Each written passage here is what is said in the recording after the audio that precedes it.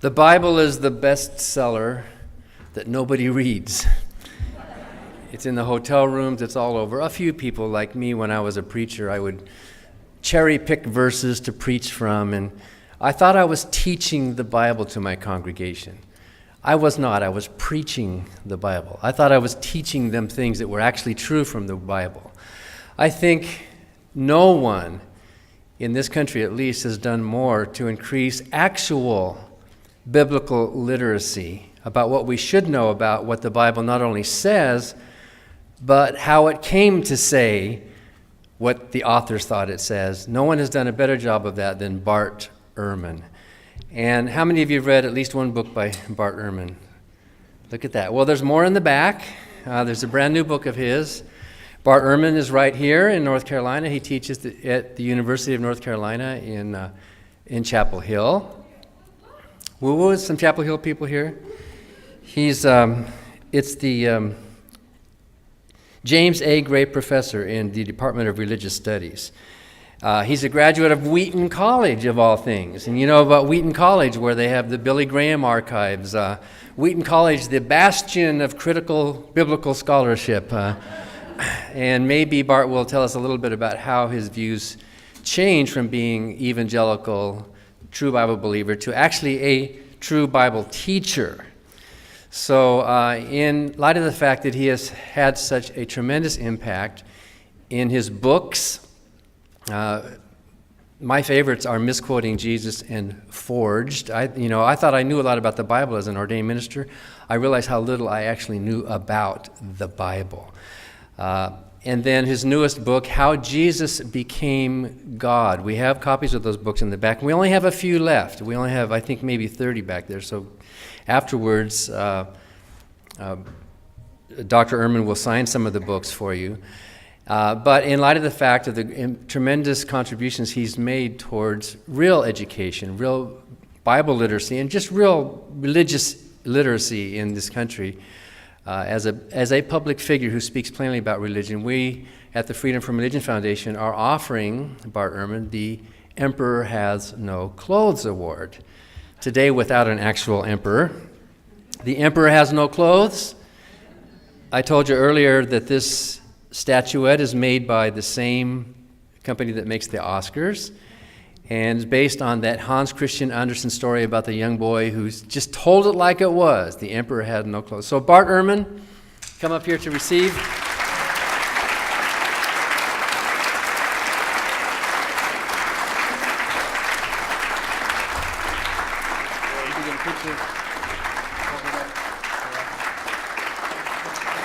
Well, I'm really glad to be with you.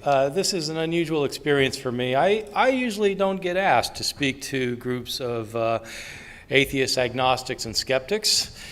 I get asked speak a lot of Christians. So this is very nice. I'm sure I'll enjoy this very much. I've had a lot of interesting speaking engagements this last year. About a month ago, I was asked to do a public debate at Northern Alabama University. So I had never been in Northern Alabama before. I came back and told my wife Sarah, we don't live in the Bible Belt. If you want to go to the Bible Belt, go to North Alabama. So we were supposed to have this debate. The debate was, the topic was whether the problem of suffering should call into question the existence of God. And I was debating a fellow who is a Christian apologist, a fundamentalist Christian apologist. Every time I have one of these debates, in the middle of the debate, I start writing notes to myself, saying such things as, why the hell am I here? So he was very articulate, and he knew a lot, and he knew exactly what I was going to say because I'd done this debate before, and he knew what my line was. I had no clue who he was. My argument in this is that, in fact, the problem of suffering does cause problems for people who believe in God, and should cause problems should call into question the existence of God. His argument was that I'm an idiot. So I started out, this was in front of a crowd of 1,200 people. And so the big church in northern Alabama is the Church of Christ. I don't know if you know the Church of Christ, but it's a big church in some parts of the South, especially in Alabama, I think parts of Texas.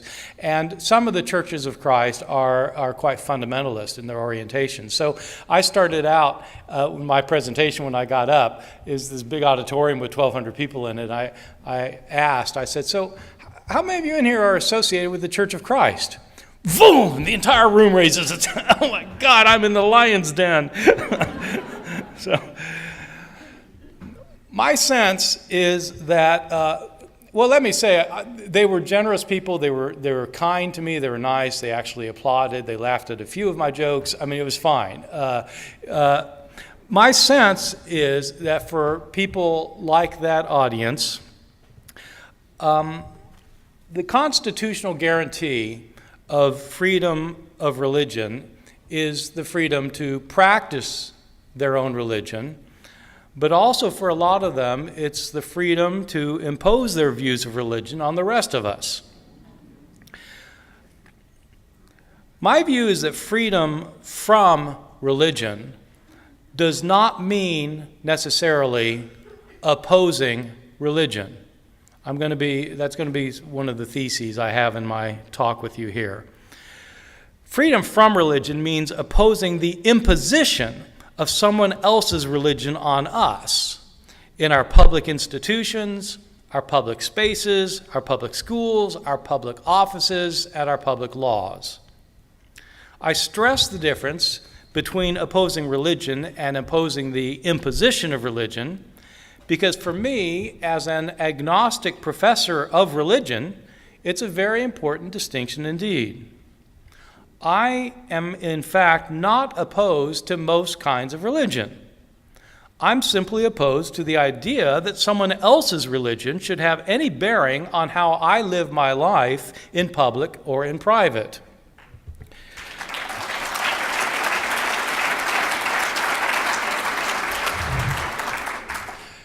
It's very interesting being an agnostic scholar of religion. In this talk, I'd like to explore what it means for me to be one. I think I'll begin by explaining what I mean by, what I myself mean by this term that I'm using, that we all use all the time, the term agnostic. Because over the last 18 months or so, I've come to think it means something different from what I used to think. So, what I used to think before I was an agnostic was that agnostics and atheists were 2 degrees of the same thing. And when I first declared myself agnostic, I was amazed at how militant both agnostics and atheists can be about their terms. Every agnostic I met thought that atheists were simply arrogant agnostics. And every atheist thought that every agnostic was simply a wimpy atheist. 2 degrees of the same thing. Well, someone will just say, I don't know, the other will admit they do know. And so that was I have come to think that, in fact, they are not 2 degrees of the same thing, they're 2 different kinds of thing. That agnosticism has to do with epistemology, what you know. And atheism has to do with belief, what you believe. I actually consider myself to be both an agnostic and an atheist. I'm an agnostic because if somebody says to me, is there a greater power in the universe? My response is, how the hell would I know? I don't know, so I'm an agnostic. If somebody were to ask me, do you believe in the God of the Bible? Do you believe in a God who interacts with the world, who intervenes in the world, who answers prayer? Do you believe in a supernatural divine being? No, I don't believe it.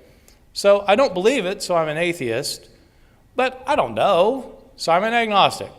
And since I'm a scholar, I prefer to emphasize knowledge rather than belief. And so I tend to identify as an agnostic. It's really unusual for anyone in my line of work to be an agnostic. I'm a professor of biblical studies. So there's a society of professors of biblical studies called the Society of Biblical Literature. We have our annual meeting every November. There are probably 6,000 professors of religion in the Society of Biblical Literature. I don't have the exact number. I bet there are 6,000 of us who teach biblical studies at one level or another throughout the country, in seminaries, divinity schools, universities, colleges, and so forth and so on. Probably 6,000 of us. And those of us who are agnostic or atheist are very much in the minority. Virtually everybody who teaches New Testament is a Christian, as I was when I started being interested in biblical studies. Dan mentioned that I went to Wheaton College, the alma mater of Billy Graham. I don't know if he knows this, but in fact, for me, that was a step towards liberalism. I started out at Moody Bible Institute, where, as we used to say, Bible is our middle name. I was a hardcore fundamentalist. I wasn't like those wimpy fundamentalists at Wheaton College. But in any event, those of us who are atheists or agnostics in the Society of Biblical Literature are very much in the minority. The others that I know about who are agnostic or atheists do not try to reach a wide audience. That's not unusual. Most people in the Society of Biblical Literature don't try to reach a wide audience. They write books for scholars, and they write books maybe for churches or things, but very few people actually try to reach a wide audience. I do try to reach a wide audience, and so I want to talk for a minute about what it's like to be an agnostic New Testament scholar who tries to reach a wide audience. So there are actually three kinds of books that I write. I write textbooks for college and university students. So I have a textbook on the New Testament that is widely used throughout the country. In fact, I have two textbooks on the New Testament, and I have a textbook on the entire Bible from Genesis to Revelation. I've got a number of textbooks that I write for the 19-year-olds in college and university. I write trade books, as they're called, for general audiences. So this is the kind of book you would buy in a Barnes & Noble, such as these three books that are back here. My most recent one is the one I'm going to spend most of my time talking about here, How Jesus Became God. It's written not for the 19-year-olds, but for their parents, basically. So those are the two kinds of book. And so the one is for university students, the other is for a general audience, and obviously I try to reach as broad of an audience as I can. The third kind of book I write are scholarly monographs. Those are meant to be hard-hitting scholarly books for the 6 people in the world who care. So I try to alternate which books I write. Two of those three, though, are intended to reach wide audiences, either university kids or adults.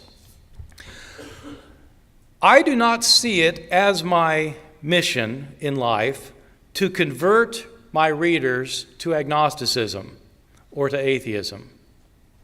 My goals in writing my books are to educate the general population in knowledge about the New Testament and early Christianity, knowledge that's long been available to scholars, but that most people, as it turns out, have no idea about, even people who consider themselves Christian, who have allegedly been going to Sunday school their entire lives. They simply don't know what scholars are saying about the Bible. Most Christian scholars, this may come as a surprise to some of you, most Christian scholars are not actually believers in the infallibility of the Bible. Apart from fundamentalists and conservative evangelicals, most Bible scholars approach the Bible from a historical perspective, even if they do also consider it to be a document of faith. So most Bible scholars are not closed-minded fundamentalists at all. When my colleagues and virtually all my friends in the field are believing Christians. When they approach the Bible in their research, they do it from a critical perspective. This involves historical knowledge, what we can know about the historical Jesus, the early Christian movement, and the New Testament from a historical perspective, as opposed to a believing theological, religious, or confessional perspective. This is what scholars of the Bible do, and unless they're fundamentalists, they do it historically. I'm interested myself in reaching the widest possible audience with this kind of information, the historical information, whether people are non-believers or people of faith. I'm interested in reaching everyone. I don't see people of faith as my enemies or as my opponents. And I don't consider my textbooks or my trade books to be written against people of faith or positions of faith, with one exception. I do stand in opposition to anyone who is a fundamentalist, whether Christian, Jewish, Muslim, or even atheist. My students sometimes ask, what is a fundamentalist? I give them a very simple definition. A fundamentalist is no fun, too much damn, and not enough mental.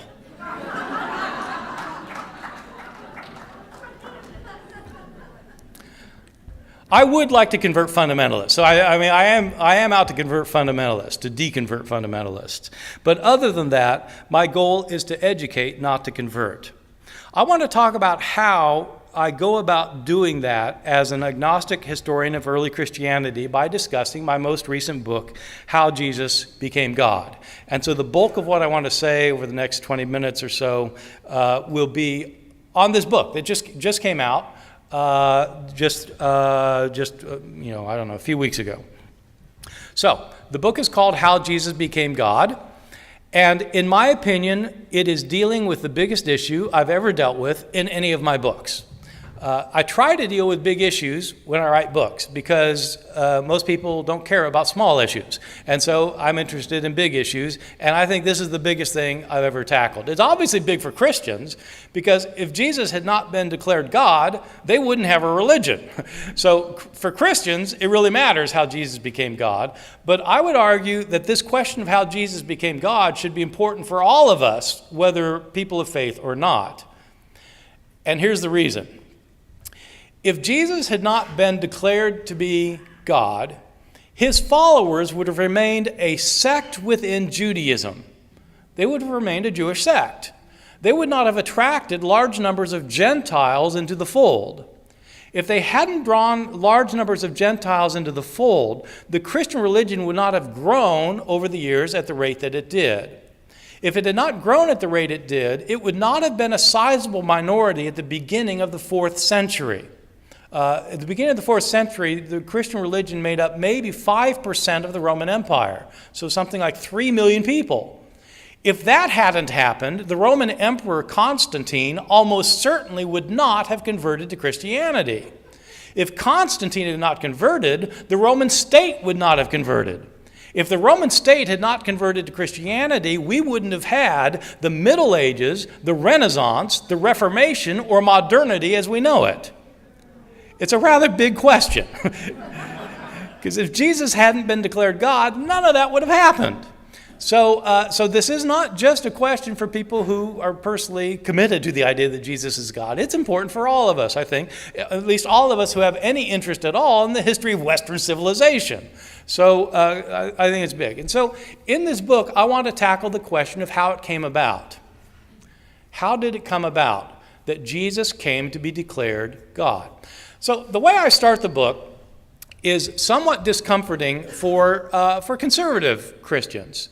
I start the book by talking about what we know about divine men in the ancient world. Jesus was not the only one who was a human being that some people thought was God or became God.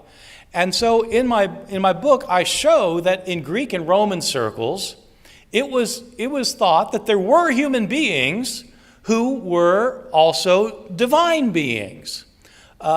So it worked in one of three ways. Sometimes there was a human being who was just so far superior to the rest of us. Either they were more powerful, or they were more intelligent, or they were more beautiful, or all three, that they were so special that at the end of their lives, the gods took them up and rewarded them by making them gods themselves. So that happened, for example, with the founder of the city of Rome, Romulus. Romulus, the founder of the city of Rome, was thought at the end of his life to have been taken up into the heavenly realm without dying and to have been made a god. He became a powerful god. In ancient Rome, he was one of the three main gods worshipped in the city of Rome after he had been divinized. And of course, the Roman emperor was later thought to have been made a god. And so you have these humans who are made divine.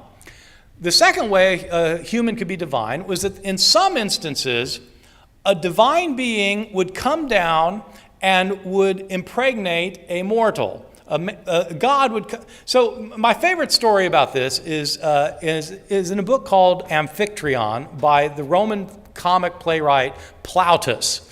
Most of you haven't read Plautus. I never read Plautus. I had decided early on in my academic career not to read Plautus because my brother wrote his PhD dissertation on Plautus, and I thought that if my brother liked him, he can't be that good. But it turns out I was completely wrong.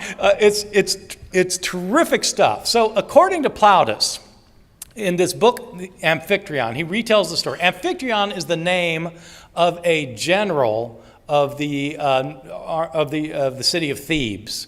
And Amphitryon has this gorgeous wife named Alcmena, whom he has left pregnant to go off to war. So he's off at war, and Alcmena's at home. Jupiter, the king of the gods, looks down, and he sees Alcmena, and he is awed by her beauty. She is drop-dead gorgeous. And Jupiter decides he has to have her. And so he knows how he's going to make this happen. Jupiter comes down disguised as Amphitryon. And he tells Alcmena that he's come home from the war. She welcomes him with open arms, takes him to bed. Jupiter enjoys it so much that in the middle of the night, he orders the constellations to stop moving. In other words, he stops time. And they go at it, not just all night, but like forever, until even Jupiter gets his fill, and he orders the constellations to start up again. They start up again, and then they get up in the morning. He ascends to heaven, and then, as it turns out, the real Amphitryon comes home that morning, and doesn't understand why his wife doesn't welcome him with open arms. She's had enough of him for the present. Thank you very much. But as it turns out, as I said, Amphitryon had been made pregnant by Amphitryon before he went off to war. But according to this myth, Jupiter also made her pregnant. So they weren't real big on anatomy back in the days of Roman mythology. But anyway, she got doubly pregnant, and she had twins. One of them you've heard of. Hercules was the son of Jupiter and Alcmena. That's how Hercules was born. But Hercules had a twin brother, Iphicles, who was mortal. Hercules was born to the union of a god and a mortal, and so he was both god and human. So that's another way a person could be both divine and human at the same time if they have two different parents. The third way, in Greek and Roman thinking, that a person could be both divine and human was what happened when Jupiter came down as Amphitryon. Sometimes a god would become a mortal, temporarily. So it'd be a human, but would be a god. All right, so in my book, I start out by explaining that there were these three ways that you could have both a human and a divine in ancient thinking. And then I argue that Jews had the same way of thinking. That in fact, many people today think that Jews were monotheists, and so they couldn't imagine that a human could be divine. Wrong. In fact, Jews at the time of Jesus had very much the same way of thinking. They knew of people who had been taken up and become God. For example, Enoch. Enoch was thought to be a human being who had been taken up to God and became a divine being himself. There were traditions about gods coming down and or divine beings coming down and having sex with mortals, producing demigod offspring. You get that in the Bible, by the way. Genesis chapter 6. The sons of God looked down on the daughters of men and saw that they were beautiful. And they came down and took wives for themselves. And their offspring were the Nephilim, the giants. Genesis chapter 6. That's why God flooded the world, is because you had these demigods running around, these giants who were the offspring of divine beings and human beings. In Judaism. And in Judaism, it was thought that humans could be gods. That the king of Israel in the Hebrew Bible is sometimes called Elohim, God.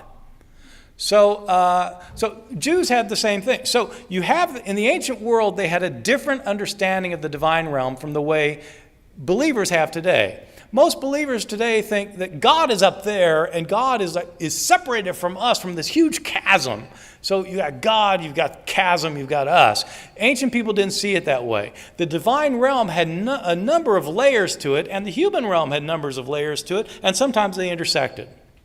All right, so that's the setup for explaining how it is that Jesus came to be thought of as God. One of the leading questions in my book is, did Jesus think that he himself was God? I devote a chapter to that, and I answer emphatically, no. Jesus did not think about himself as God. He did not call himself God. Jesus would have gone crazy if somebody told him they thought he was God, in my opinion. And I explain why, on historical grounds, that certainly is the case that Jesus didn't consider himself God. It is true that in one of our Gospels of the New Testament, the Gospel of John, Jesus identifies himself as God. Jesus in the Gospel of John, talking about the ancestor of all the Jews, Abraham, who lived 1,800 years earlier, Jesus says to his Jewish opponents, before Abraham was, I am.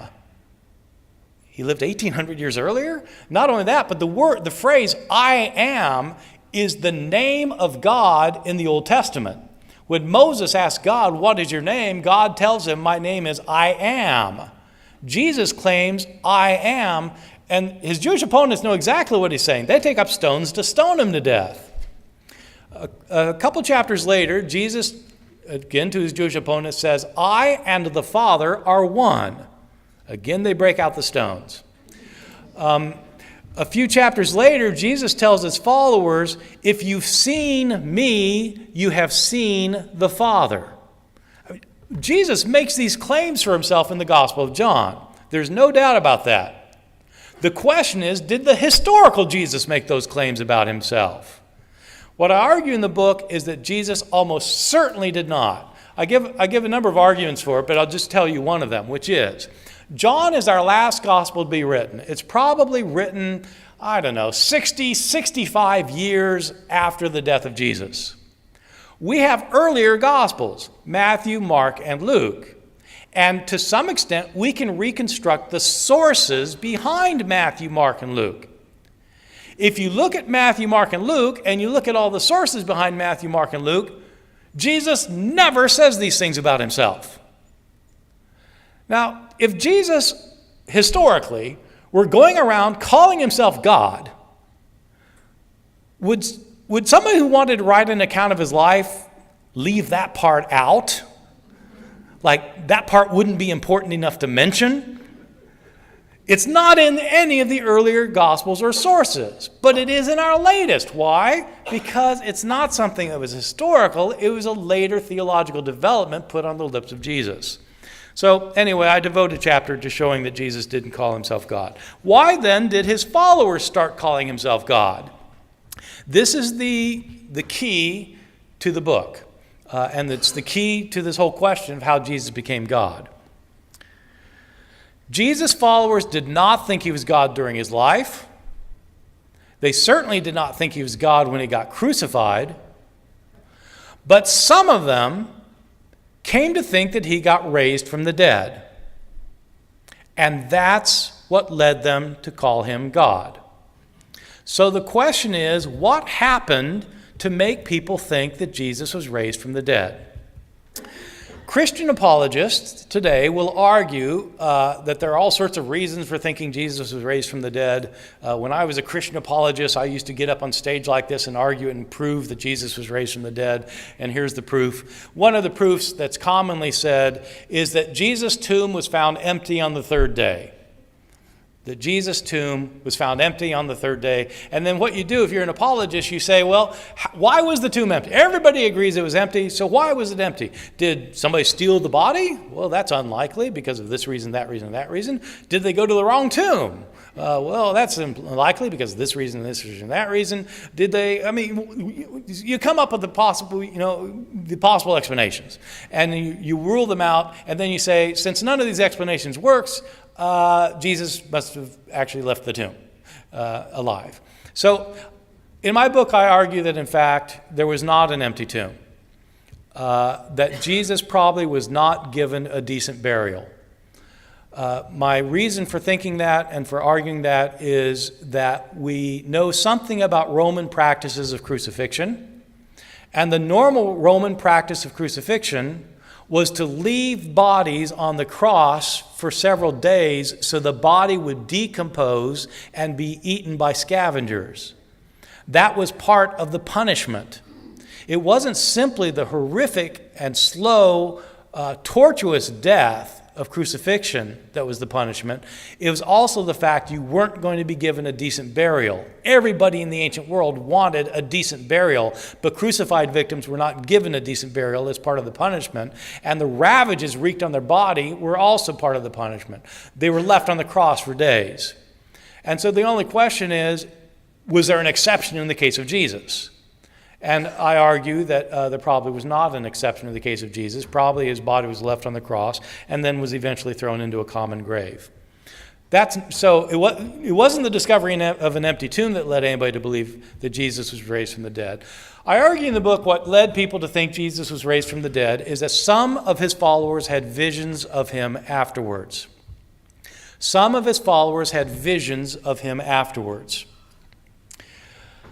This is an explanation that works for people of faith as well as for agnostics and atheists. People of faith would say the reason the disciples had visions of Jesus is because he was raised from the dead and he appeared to them.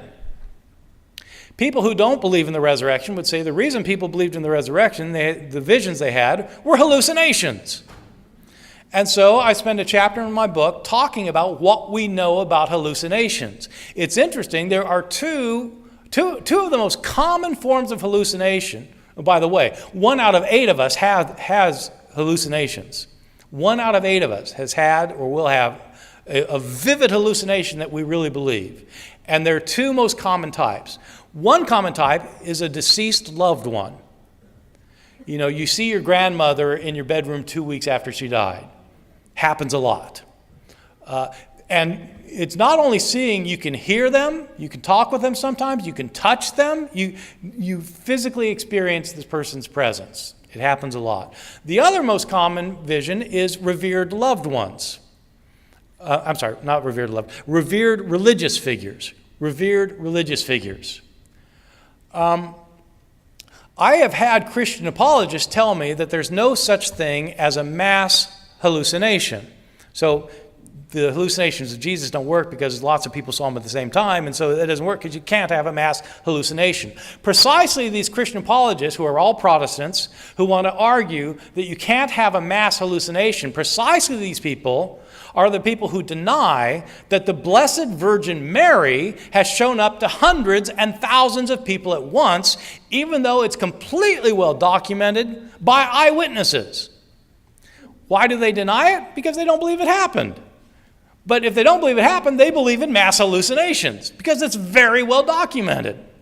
So, you either believe in mass hallucinations or you don't, but you can't have it both ways. Well, anyway, so It is interesting that the two most common hallucinations are of deceased loved ones and revered religious figures because Jesus was both. And so it's not surprising that his followers had hallucinations of him, as I assume that they were. So once the followers of Jesus came to think that he was no longer dead, they thought, well, they knew that he wasn't still here. In other words, they didn't think that Jesus had a near-death experience. It wasn't that his body was reanimated, because his body wasn't here. He didn't return to Galilee to start, getting into controversies with the Pharisees again, or he didn't go back to Capernaum to do this, that, or that. He's not here. Well, if we know he got raised from the dead because we saw him, and he's not here, where is he? He must have been taken up to heaven.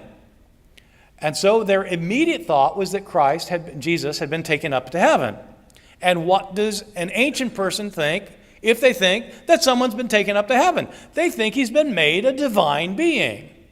That started the idea that Jesus is God, as soon as they thought that Jesus had been raised. In the New Testament itself, there are different authors who have different understandings of what it means to call Jesus God.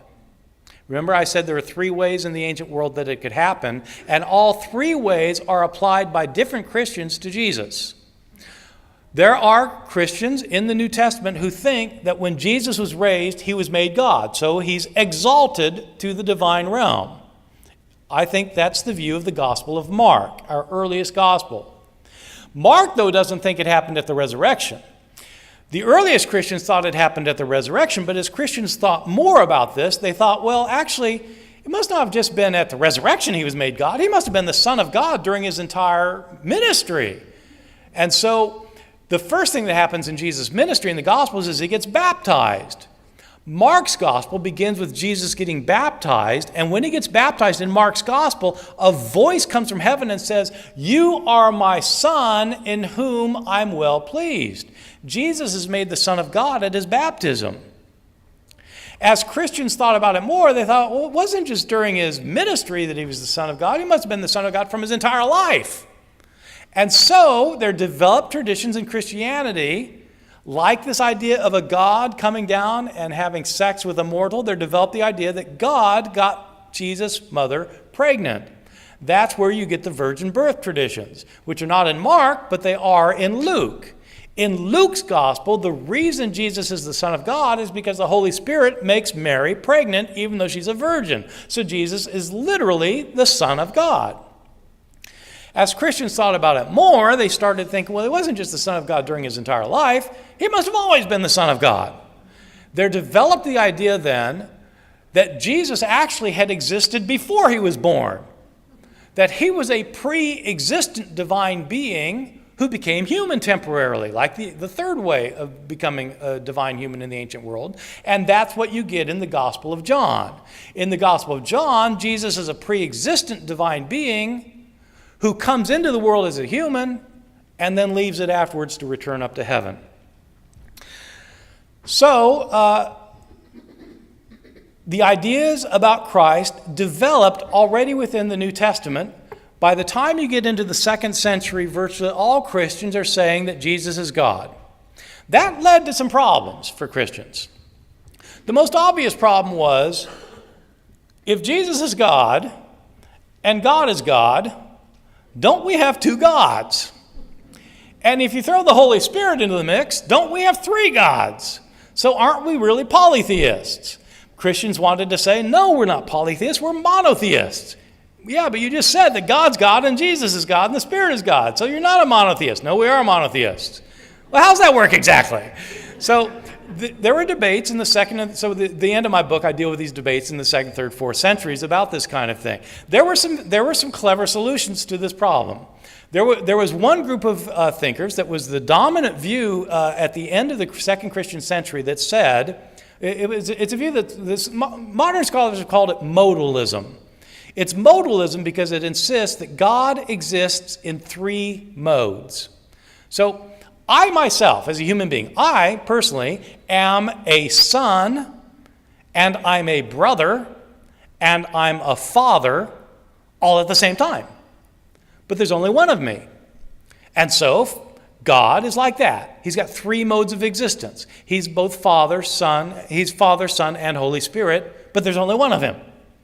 So that was a view that was dominant for a long time, but it ended up being declared a heresy because it didn't emphasize the distinctiveness of the three enough. Because people started saying, well, look, it can't really be that way, because when Jesus prays in the New Testament, he's not just talking to himself.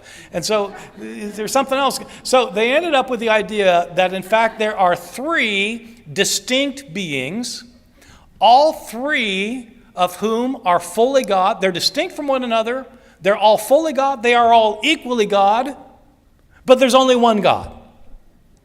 That's the doctrine of the Trinity. That there's one God manifest in three persons. And it doesn't make sense rationally, and it's not meant to make sense rationally. If anybody who says they understand the doctrine of the Trinity misunderstands it, because you can't understand it. So I ended my book by talking about the controversies that ended up with how Christ came to be thought, not merely as a divine being who became a divine being, but came to be thought of as equal with God the Father and someone who had always existed from eternity past. I talk about the developments that led to that. What in this book would be offensive to fundamentalists, apart from most of it?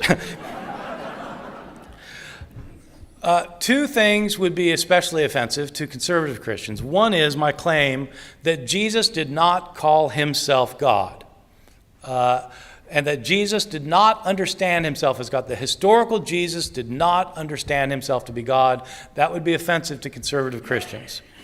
The second thing that would be offensive and has been offensive is my claim that Jesus did not get a decent burial, that he was not buried by Joseph of Arimathea, and that his tomb was not discovered on the third day.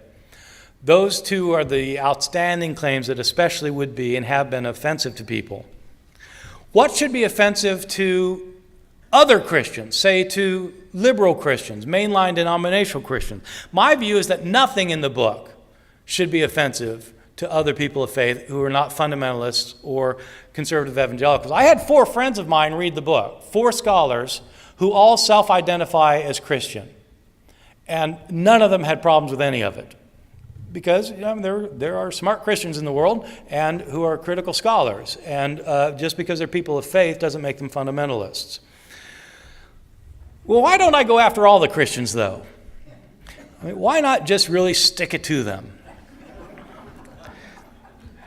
Here I get back to and I'll close with the next few comments.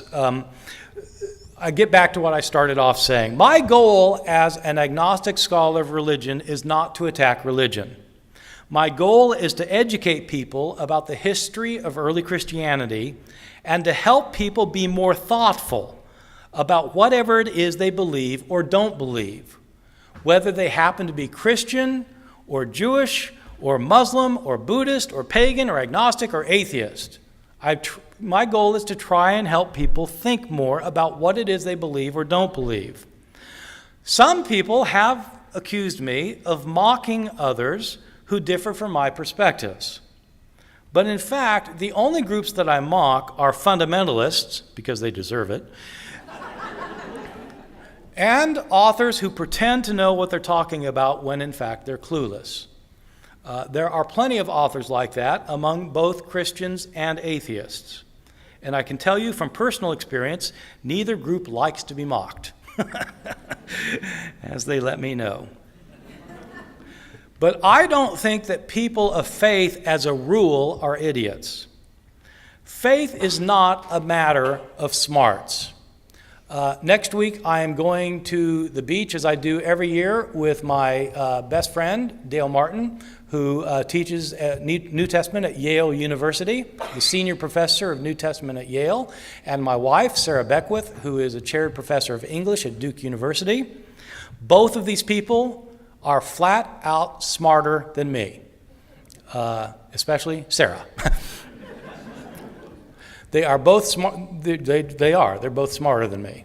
And both of them are Christians. And if you ask either one of them, is Jesus God, they would both say yes. But it's not a matter of smarts. And so I don't think that there's any point in pretending that Christians are all idiots, because they're not idiots. I don't believe in attacking people for their intelligent understandings of the world, even when they disagree with my understanding of the world, unless they're religiously fundamentalist or socially dangerous. Then I think they are worth attacking. In part, I don't believe in going for the jugular of every person of faith, because I don't think that anyone has been converted to a new point of view that way. When I was in seminary and I was a conservative evangelical, my first semester I took a course with a fairly radical professor of New Testament who had extremely liberal views, and he had no impact on me whatsoever because he was so different from me and so opposed to everything I thought that I put up barriers and didn't want to hear it, and so I didn't hear it.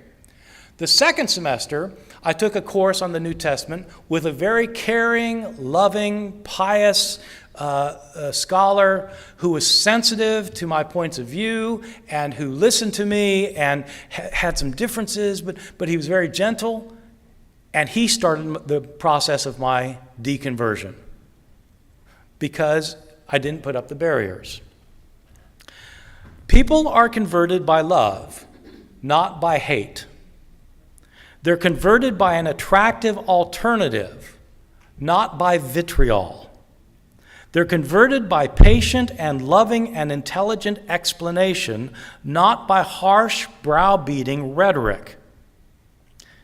Now, I know many Christians would be surprised to hear me say this, because as I pointed out, I do have a reputation for being aggressive and hard-hitting and controversial. But I don't see myself that way. I see myself as someone who's passionate for the truth, who's willing to lay it out in clear and stark terms as necessary, even if that offends somebody's religious sensibilities. Or I might add, their mythicist sensibilities. My goal, though, is not to offend. It's to educate people about the history of early Christianity, and especially to get people to think. If anyone finds my views offensive, whether fundamentalist or mythicist, I firmly believe that's not because I'm an iconoclast, but because some people just don't want to consider dispassionately and even-handedly points of view other than their own. That lies at the heart of fundamentalists. I don't think that freedom from religion means browbeating everyone we know into submission to our agnostic or atheist views. It means ourselves being able to live in an environment where we're not forced to live according to religious standards and perspectives pushed on us by others. But if we don't want religion forced on us, then we should not cynically or hypocritically force our atheism on others. We should live and let live in mutual respect and thoughtful consideration, carefully explaining our points of view and showing why they are superior to the views of faith. That superiority has to be shown in how we cherish and live our lives. Being free from the imposition of religion does not mean being free from the good benefits that have helped society in the name of religion. If agnostics, atheists, and skeptics want to compete with the religions of the world, they need to become an equally significant player in dealing with the problems of the world. We need an agnostic, atheist, and skeptical presence in the world that can rival the institutions of the faith communities throughout the world. I know about the Church of Christ, the Westboro Baptist Church, the Vatican, the Archbishop of Canterbury, the Mormons, and the Durham Rescue Mission. Why don't I know about the comparable institutions and social structures of atheists, agnostics, and skeptics? Why isn't the Freedom from Religion Foundation in the news as much as the Southern Baptist Convention? Non-theist organizations that are free from religion need to become as recognizable as the Baptist church on the corner and the Episcopal church up the street. They need to be seen as the first responder when the hurricanes and earthquakes and famines hit. They need to be seen as a major force in the fight against poverty, homelessness, malaria, AIDS, or name your epidemic. They need to be seen as a vibrant and viable alternative to the religions of the world, which often do so much harm while trying to do good. Whatever else we might say about organized religion, it cannot be denied that religion is often the catalyst for much of what is good in the world. But it shouldn't be the only one, especially since so many people are silenced, oppressed, and harmed by religion. We want to be free from the imposition of religion, and we would like others to be free from the superstitions of religion. But once these people are freed from the bonds that bind them, they need to be liberated not only from something, but also for something. Humanists need to have something and some place to give people to replace what they lose when they leave their faith. That, in my opinion, should be the leading goal and objective of every humanist organization. And I hope the Freedom from Religion Foundation and all of us can help to make it possible. Thank you very much.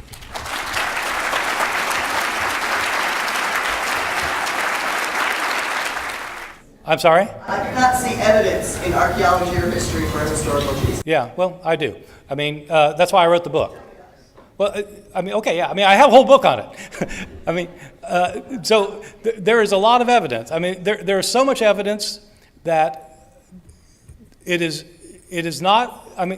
I know in the crowds you all run around with, it's commonly thought that Jesus did not exist. Let me tell you, once you get outside of your conclave, there's nobody who.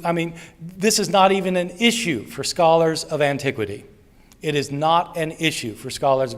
There is no scholar in any college or university in the Western world who teaches classics, ancient history, New Testament, early Christianity, any related field who doubts that Jesus existed. Now, that is not evidence. That is not evidence. Just because everybody thinks so doesn't make it evidence. But if you want to know about the theory of evolution versus the theory of creationism, and every scholar in every reputable institution in the world believes in evolution, it may not be evidence, but if you've got a different opinion, you better have a pretty good piece of evidence yourself.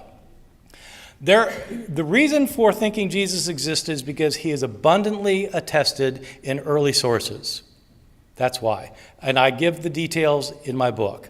Early and independent sources indicate that certainly that Jesus existed.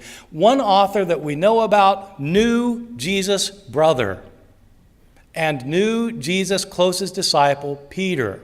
He's an eyewitness to both Jesus' closest disciple and his brother. So, I'm sorry, but again, I respect your disbelief, but if you want to go where the evidence goes, I think that atheists have done themselves a disservice by jumping on the bandwagon of mythicism, because, frankly, it makes you look foolish to the outside world. If that's what you're going to believe, you just look foolish. You are much better off going with historical evidence and arguing historically, rather than coming up with the theory that Jesus didn't exist. Sorry. Yes. My question is about you talked about the fundamentalist scholars, if you can call them that. My question is, even though they might, like yourself, where you may have had sort of this wall in front of you before you kind of peel back the layers, how is it possible for some of these folks to claim to be biblical scholars where they study ancient Greek or Hebrew to continue on like that for 20, 30, 40 years? Are they not introduced to some of the same evidence that you see? Are you talking about fundamentalists, or are you talking about just other biblical scholars? Well, fundamentalists primarily. Yeah, fundamentalists. Yeah, no, I'll tell you. The thing about fundamentalism is that it's a completely coherent system internally. It's an internally coherent system. And it's a closed system. So if you've got a closed system that's internally coherent, it's very hard to make any inroads into it.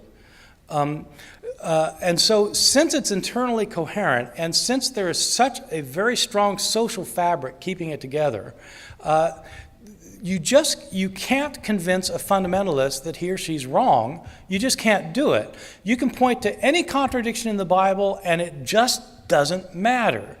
They'll just say either they'll figure some way to reconcile it, or they'll say, well, I just believe that, even though I don't understand, God does understand. And so there's just no inroads. I had a student this semester, a lovely young woman who was just a flat-out fundamentalist in my New Testament class that just ended last week. In my class, I require every student in class to engage in a class debate in their small group recitation. So the class itself is 250 students, but every student is in a 20-person recitation. And everybody in that recitation has to be involved in a debate. And the debates are on controversial topics. The first debate is, resolve the Apostle Paul's views of women were oppressive. That debate, I used to call that debate, the resolution used to be, resolve the Apostle Paul was a misogynist. But I realized after a while that some of my students didn't know what misogynist meant, and that led to some very interesting debates. The second debate is resolved, Paul and Jesus represented fundamentally different religions. The third debate is resolved, the New Testament condemns modern practices of homosexuality. So some students have to argue affirmative, some have to argue negative on both of these. This woman was assigned to argue that the New Testament does not condemn modern practices of homosexuality. She refused to do it. She would flunk the class rather than argue against her faith. Jeez, you gotta be kidding me. I've taught 20,000 students. I've never had a student refused. I said, look, you're not arguing you think this. You just have to argue what other people think. Nope, I refuse. I'm not gonna do it. Jeez. So I made her write a 20-page term paper instead. But after the course is over, she wrote me an email 2 days ago. Dr. Ehrman, I'm praying for you, and I just pray that you'll see Jesus Christ as your Lord and Savior. And I wrote her back, and I said, thank you, I really appreciate that. I hope that you will pursue the truth no matter where it takes you. I'm just thinking maybe in 5 years she writes back, no, you don't understand. I'm praying that you'll understand that Jesus. Okay, whatever, yeah. Right. I just don't think there's any way inroad, really. Yeah, yes.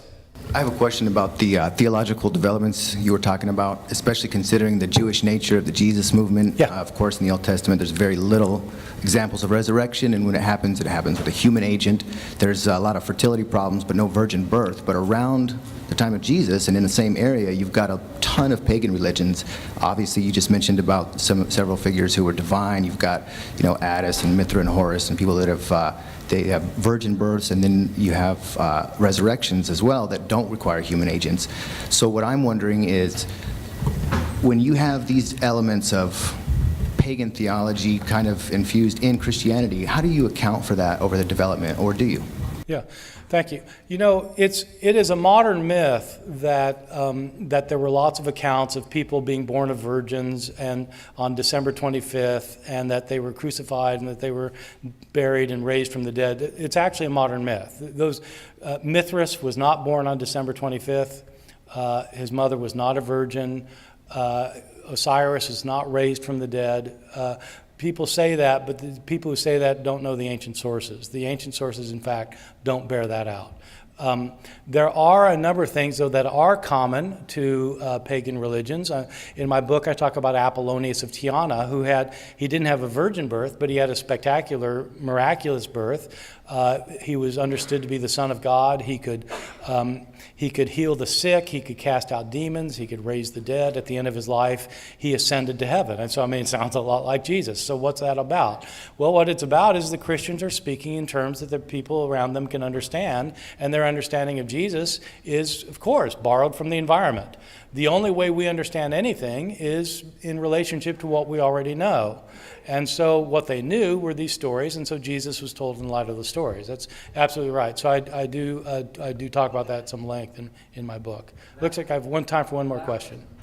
Just wanted to know if you must be familiar with the Corruption of Christianity by Joseph Priestley, and Yes. wondered if you could make any comments. Yeah, you know, I don't have any comments to make because it's been so long since I've even thought about it. Yes, I'm sorry. Well, let me thank you again for this award and for being here today. Thank you very much.